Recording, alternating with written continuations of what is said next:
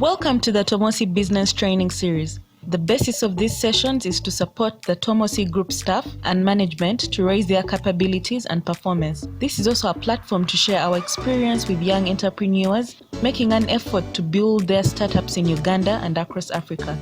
In this session, we continue to explore customer care. Enjoy!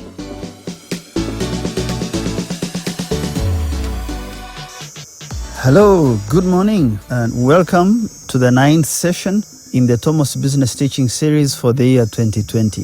This is the 4th and final in the lecture series covering the topic customer service. It is our last touch for now on this subject.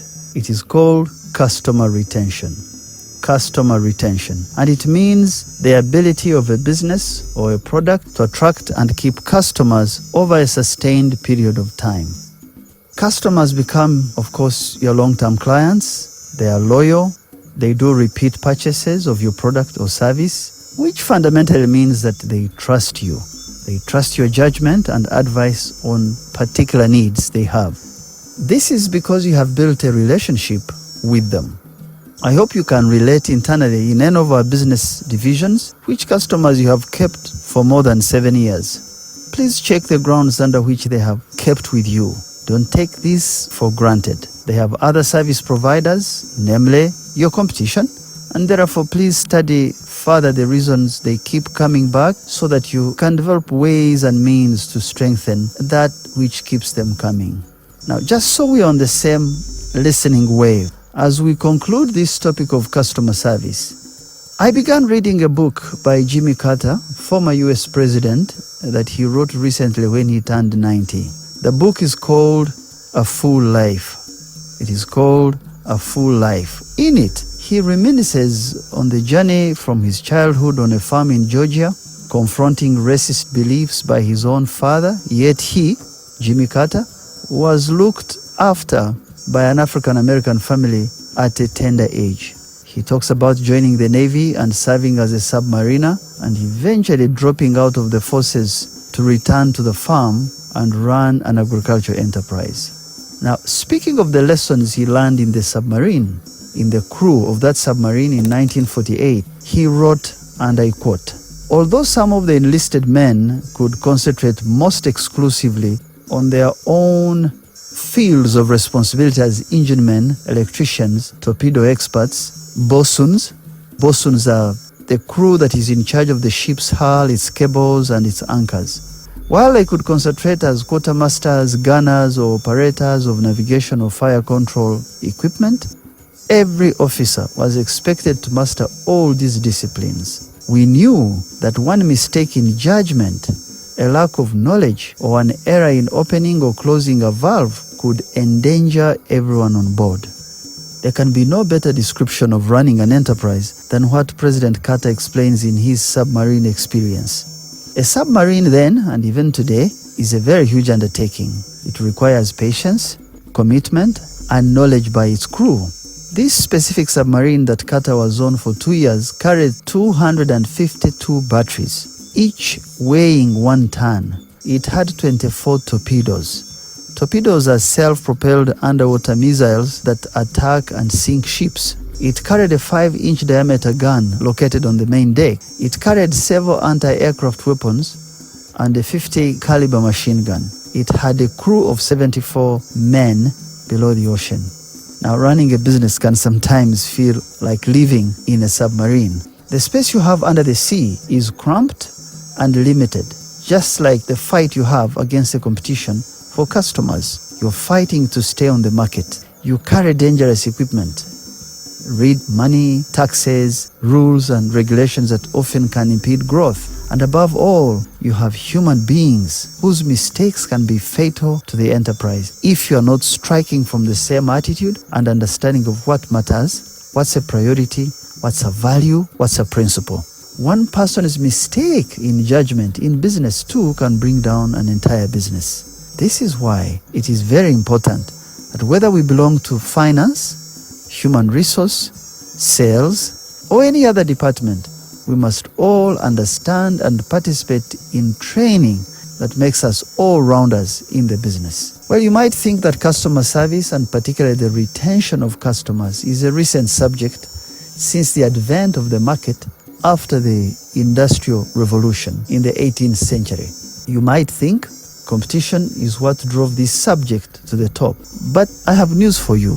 You'll be surprised. There was a monk known as Saint Benedict, from whose example the church today still has a line of Benedictine monks.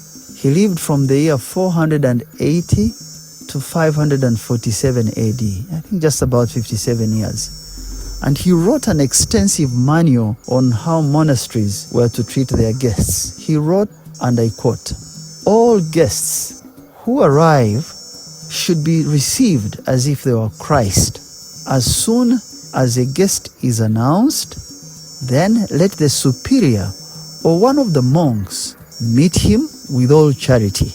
The greeting itself, however, ought to show complete humility towards guests who are arriving or departing by bowing of the head or by a complete prostration on the ground as if it was Christ who was being received. After the guests have been received, let the superior or someone appointed by him sit with him. Let the abbot," now I don't know the meaning of this word abbot, I need to check it out. "Let the abbot give the guests water for their hands, and let both the abbot and the monks wash the feet of all guests." Close quote. Now I'd like you to imagine if this was done 1,500 years ago by monks in a monastery or various monasteries who were receiving guests, and I'm not sure if any of these guests was paying. How should we today, competing for this one customer's wallet, a customer who keeps us employed, who keeps us paying taxes, who keeps us innovating and growing, what should our reaction be like to this kind of customer? What should be our standard? How does our standard compare with St. Benedict's? Now, I can hear some of you say, we are not in a monastery. We are not living 1,500 years ago. No man should ever prostrate for another, etc., etc., etc. Your justifications for a poor service culture, I can hear them as I speak to you on this. But I want you to know the underlying message St. Benedict gives us. It is a heart devoted to the service of another person, and in the process, you win, you succeed at what you are doing. When you encounter a successful business, you should know that it is about the people inside that business and their attitude to service that raises the company above the rest. A profitable business means it has given its customers reason to return again and again. It has retained them over a long time by a great attitude to service. An unsuccessful business, likewise, has a lot to do with poor treatment of its customers. To understand customer retention, it helps to review some 3 types, or what I would call segments of customers, so that you can get some clarity. First, a dissatisfied customer. This is the person who has been mishandled. They are very upset that they paid their money and instead got a crappy service, and what was promised was different from what was finally delivered. The service had so many defects that what they remember is the negative parts and nothing at all about the service they got other than the negativity. This customer, a dissatisfied customer, tells all his friends. They go to clubs, they go to recreational places, they speak ill of you in all those places. They spend time on social media these days, and they bring all the dissatisfaction in their hearts for all to hear. They even sometimes can turn into angry activists against your products or service, forcing, in quotes, people to drop you. This kind of customer can really harm your business, and you must be careful to not let good people, good customers, turn into this kind of customer because of your lack of care or your lack of early management of this situation. The Canadian-American self-development and motivational speaker Brian Tracy says, and I quote, "A company's most valued asset is how it is known to its customers." A company's most valued asset is how it is known to its customers. Basically, your biggest asset is how customers perceive you. A dissatisfied customer can quickly shape the perception of your customers. Some years ago, I remember, about 15 years ago, we did some work with a government agency in our communications firm, and we didn't deal with people, some of the people, the way they wanted to be handled. And slowly but surely, we began to pick negativity at particular levels in other departments of government, unrelated to the place where we delivered the service. It wasn't that we didn't do a professional job. It was that expectations of a certain kind were not met. It's now been 15 years and we haven't had a chance to work again with this very institution and a number of others that this very institution did negative referrals to. Number 2, a satisfied customer. A satisfied customer is he or she who got the level and quality of service they paid for. They are happy, but this happiness isn't for long. If a competitor shows up with some discount of the same service or they offer some freebies, this satisfied customer will abandon you like they have never known you. When you call them to seek an explanation as to why they had a short stay with you, they choose to go silent and they never return. If they choose to return, it is at a higher cost to your service. Number 3, a loyal customer. The third segment, a loyal customer is he or she who has come to appreciate your service. They trust your judgment and your solutions and what you offer. They want to see what you have before they check out other places. Before they think of competition, it is you they think about in the category of service. And they only go to the competition when you haven't stocked what they like. I have seen this in our milk business. Loyal customers will even call or send a message to say, "What happened? How come we don't see you here?" when they are standing in a supermarket or at a sales point looking for your product. Loyal customers are repeat buyers, like we said earlier in an earlier sales session. They even want to grow your capacity where possible. They stick with you even if the competition offers them discounts. You need to be careful though. Their loyalty very much depends on your continuing to perform excellently with them. One bad experience can wreck the boat and they too can disappear. So perhaps to understand customer retention, we need to ask ourselves, how do we lose customers? How do we get them to move from satisfaction or even loyalty and they join the category of dissatisfied ones? There are 3 ways this can happen. First, when we cut back on the promise we made to them initially, and therefore we pierce through the expectations so harshly that when they meet our brand versus the expectations they had, the two do not match. Now, many of us today are going through difficult times. What our customers were used to isn't measuring up in a number of ways. Either we have increased the price of our service, or we've cut down on the level and quality of service in order to survive the downturn occasioned by coronavirus lockdowns. By cutting down our service, we might in the short run bring the business into a manageable order, but really the long term is that customers will walk away when they notice both the quality of service and its pricing has changed for worse. That deterioration in service quality and level affects the perception of customers because it undermines the things they have come to appreciate about your product. Please be careful to strike a balance between cost cutting and keeping the expectations of customers met. Number 2, we lose customers when we become careless and we stop seeing our service from the point of view of the customer and simply focus on our efficiencies in operations. If efficiencies may be good to a business, but they are not what the customer sees on the other side. Let me give you an example. Have you ever been in a restaurant and they give you a cup of coffee only to turn the side of a cup and you see that it has cracks and it's broken, or it carries some lipstick stains from the last user, or the white table linen they gave you on the table has stains? Have you ever seen something like this in a restaurant? This is carelessness. This is how you take customers for granted and they migrate from you.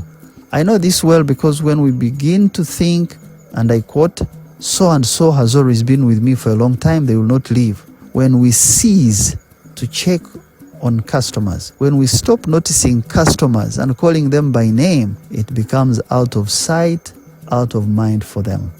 Number 3, we lose customers when we become arrogant and start to think, hey, we know it all, We need not take anybody's advice in this field. We are the technical people. We are the professionals.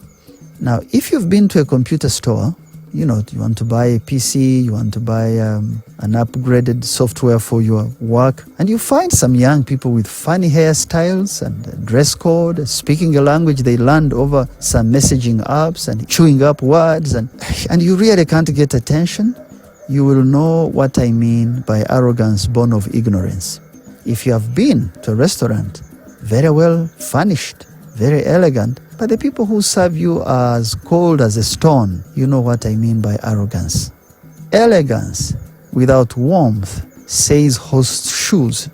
The gentleman I spoke to you about some weeks back, he says elegance without warmth is arrogance. People who keep listening to customers, they tend to keep customers over a sustained period of time. Now let's look at a few tactics to retain customers, now that we know some of the ways in which we might lose them if we are not careful. Number 1, it is key that we offer a service with no defects, regardless of whether we sell milk or we deliver goods to a location. The service should be done or delivered on time and not keep customers waiting. We should be careful also to help a customer root out problems so we don't deliver segmented solutions in order to keep taking money from the same customer. Now, if you are able to step away and study the customer issues very well, you get to the root of the matter. You should offer a complete solution. I have met some people and some companies that want to give piecemeal solutions to customers in order that they can keep charging them. So let me ask you, what will happen if a customer finds one who offers a complete solution for less inconvenience and low cost? You will run into problems. Now let me give you some advice. Problems of customers, just like defects of us who supply a product or service, cannot be resolved in one single transaction. It is understandable, but you must demonstrate willingness to offer long-lasting solutions with a touch that is sensitive to consumers' needs or customers' needs, and you progressively lessen any underlying defects in your service as much as possible. Number 2, you must provide support to customers, especially the person dealing with them, directly. They should be sensitive and nice to customers in order to retain them.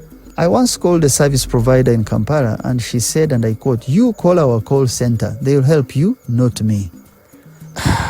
When I put the phone down, I wondered why I had to call the call center when I had reached the manager of an institution on phone. Why wouldn't she help me?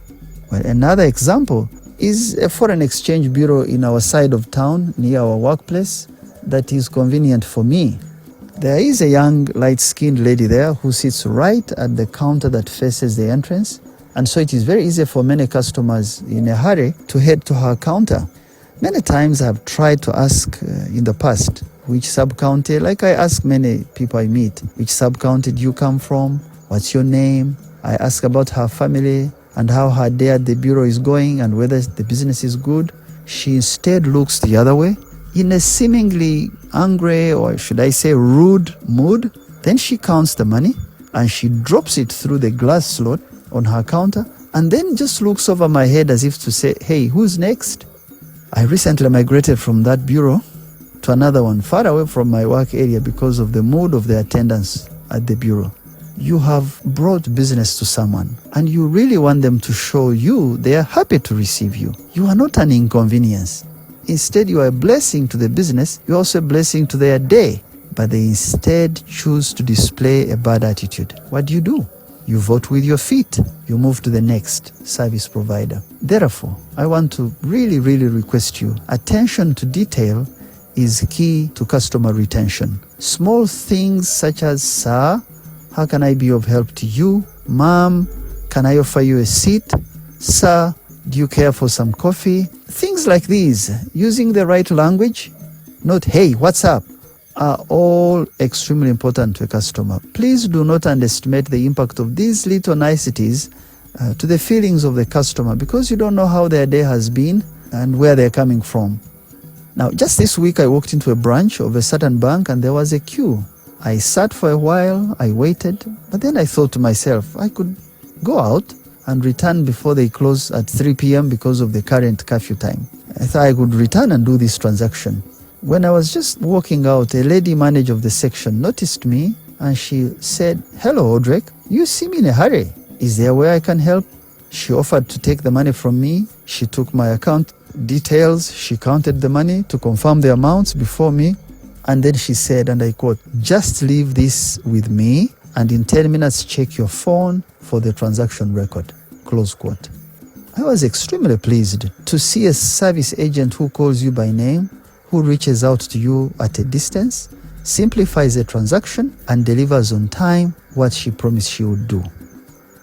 Number 3, you must swiftly handle complaints by taking or really feeling a sense of ownership, whether you are the cause of the mistake or not. This is what makes a company retain customers. The attitude of, well, it is them, not me, who messed up is very wrong. That attitude is very wrong. Customers see a team. They see us as a team. They don't know who does what inside the business. Do not immediately assume that the complainant is also a bad person or that they want money from you or whatever other inducements to stay quiet. No. Many times, customers who are complaining simply want to be listened to. They want their viewpoint to be respected. Those who complain, in fact, are very good because they demonstrate that they care more about your business, about your service, and you can use this point of complaint as a point of connection in order to build trust. You must therefore guard your facial expressions, your body language, your posture when you are meeting a complaining person. Do not please trivialize their complaints. Do not be paternalistic. Do not appeal to your policy manuals. Do not parade your knowledge, telling them how the system failure caused the problem, etc., etc. All those things you're saying mean nothing to an upset customer. Please stop, breathe in, and listen with all the intent to understand, apologize, and show you care. Number 4, please be mindful that customers these days, and I guess they have always been so, but we are now discovering it more and more, that they want an individualized, a customized service. Customers are not numbers. They are not codes on a computer. They are not accounts. No, they are human beings who want a service that is convenient, that suits their needs, that is personalized. So please drop all your standard parameters and assumptions that seek to paint with one paintbrush the needs of all your customers. Instead, I think what's important is survey the customers as much as you can regularly. Hear what they need and how they rate your service, and then act accordingly. Please remember, customer needs change, and they do so these days rapidly because of the variety of choice the market gives customers. Do not please imagine that we're all eating a similar sandwich because it is a tomato sandwich. No, mine might have more mayonnaise and less of other ingredients than yours because of my personal choice. If you assume all customers must be served tomato sandwiches because that is what is easier for you on your menu, well, they'll find a competitor who gives them more variety and an individualized service. To recap, we began this topic a month ago with a basic understanding of customer service and what it entails. We studied the tools you use to acquire customers. We nailed down the matter of how you make a compelling customer value proposition last week. Today, we've concluded this segment with the measures you use to retain customers. We even have given you a glimpse on how to lose them if you choose to be careless. I hope you can put these principles in practice for the business segment you are in, because these principles are pretty universal. I have 3 practice questions today, and I close. Question 1. At what point do we begin the process of customer service for a client? At what point do we begin the process of customer service for a client? Question 2. How should you handle a dissatisfied customer? How should you handle a dissatisfied customer? Question 3. What most appealed to you in this customer service segment as a principle you want to hear more about? What most appealed to you in this customer service segment we just described, the customer retention, that you want to hear more about? Next week, my colleague Agnes Akech, our head of accounts and finance, will kick off the topic, basic accounting for non-finance people. Basic accounting for non-finance people. Enjoy your weekend and stay safe. God bless you for listening in and to the end. Bye-bye. Enjoyed this session? We would like to hear from you. Please give your feedback using the Google form attached or email us at info@tomosigroup.ug and visit our website on www.tomosigroup.ug or tune into the Tomosi Business Series on Facebook and YouTube to enjoy more of our weekly training podcasts. You can also visit our offices at Tomosi Business Park, Luzira, Port Bell Road, or call 0789 901 356. This podcast is supported by the Tomosi Foundation, our community giving arm.